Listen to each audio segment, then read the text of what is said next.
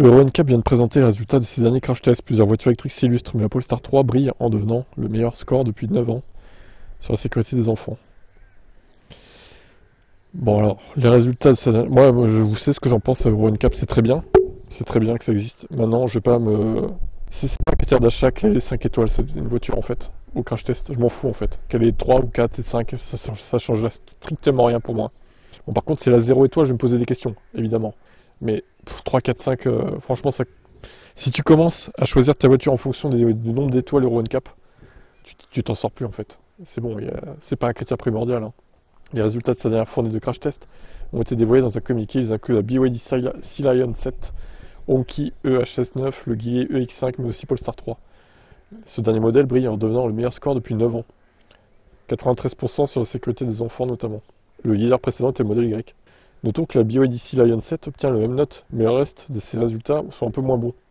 Il a 5 étoiles aussi. Ouais, c'est très bien, c'est très bien. Polestar 3 décroche 90% pour la protection des passagers avant, 79% pour les utilisateurs vulnérables de la route, comprendre piétons, cyclistes et motards, et 83% pour les aides à la conduite. Alors de fait, l'intégralité des voitures testées ont obtenu 5 étoiles. Ok, tout n'est simplement pas parfait.